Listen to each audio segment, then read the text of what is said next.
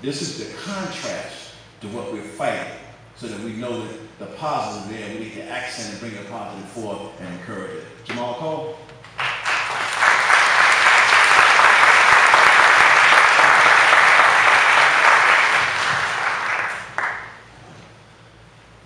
Good afternoon, neighbors, good afternoon neighbors, distinguished guests, brothers and sisters, friends and family.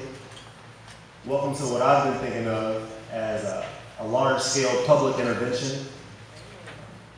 By definition, the word intervention means to run interference so as to modify a process or a situation. The situation we're attempting to modify isn't something I believe can be done by the police alone. In their own way, they're doing their very best to make the 6th Ward a safer place to live, and for that I'm very thankful. I'm grateful to the officers, the men and women that risk their lives to protect and serve us imperfect human beings. It's an honor to have Superintendent McCarthy here today to provide some transparency and some clarity to 6th Ward residents. Today, there's such an intense degree of dissatisfaction and impatience that exists amongst our people at the grassroots level. So much so that it's almost impossible to come talk to them about another program that's going to take years before it produces any significant results.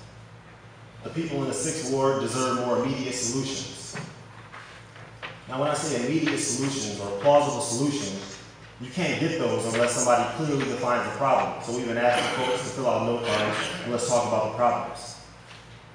Some of the problems I'm hearing is, oh, Jahmal, it's the city's fault. The CHA residents, the CHA stopped the 60-year-long project, knocked the project buildings down, and they sprinkled the residents throughout various communities in Chicago. Now they're living on my block. They're living next door to me. That's the problem.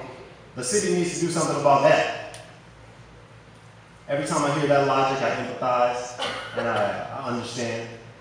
But I also like to share a story about China and how 2,000 years ago, Emperor Qin, he was faced with a similar situation. He had to come up with a way to provide China with the defense against the influx of crime. The criminal element at that time were the northern invaders. They were the Mongols that were breaking into people's homes, stealing their property, causing ruckus, claiming their resources as their own. Emperor Qin's solution was to connect all the individual walls, the stone walls built by the individual communities and states, connect those all into one great wall to keep the criminals out.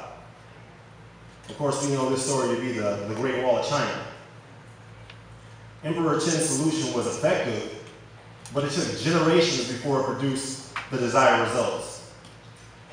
The 6th Ward doesn't have the luxury to implement programs that are going to take that long to work, nor can we build a wall high enough to reduce the collective sense of distrust we're having for each other.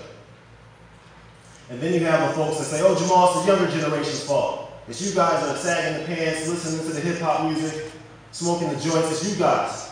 Something needs to be done about that.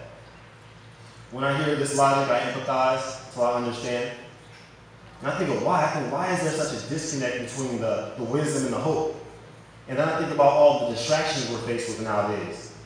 I mean, there's market strategies in place, business promotions that have been intensified to stimulate consumption in all of American youth.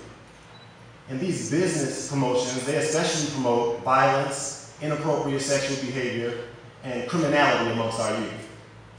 And when you have a group of people that receives inadequate education, I say inadequate because there's a 35% graduation rate amongst African-American high school males in Chicago. That's unacceptable. And this same group of people, they have fewer job opportunities. There's a 47% unemployment rate amongst African-American men and women between the ages of 16 and 19 in Chicago. So this group of people, they aren't being properly educated, and they have no job opportunities. They're going to bear the brunt of the chaos caused by these market strategies. They don't have any role models. They don't know how to separate reality from entertainment. Now, that's not an attempt to absolve us of the personal responsibility it takes to be a good citizen. But if you're going to judge an entire group of people, you have to do so being cognizant of the circumstances those people live in or that they grew up in. I don't think we can continue to ignore the correlation between the teen unemployment rate and the teen violence rate in Chicago. The idle mind is the devil's workshop. We don't live in the Garden of Eden, right? So the The biggest problem as I see it in the 6th Ward, it isn't the CHA residents, nor is it the younger generation. The biggest problem is, the biggest threat to African American survival in the 6th Ward is the loss of hope that things can change, and the absence of meaning in our lives. You see, as long as hope remains and meaning is preserved, then the possibility of overcoming these symptoms of oppression, that survives. And that's really the genius of our heritage. That's the genius of our forefathers and foremothers. They were able to build these cultural structures of hope that we use as armor to beat back those demons of lovelessness, to shake off those demons of hopelessness. You see, that's one of the main reasons I wrote my book, The Torch of Decency.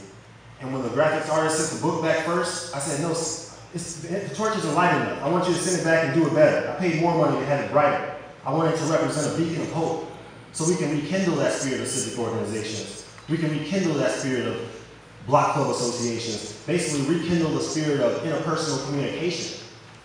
Yes, we're going to need Superintendent McCarthy's help to restore order, but the people in the 6th Ward are in control of their own destiny. So I'm asking each one of you to be more active, become more involved, and finally I'm begging you to be remarkable. Thank you.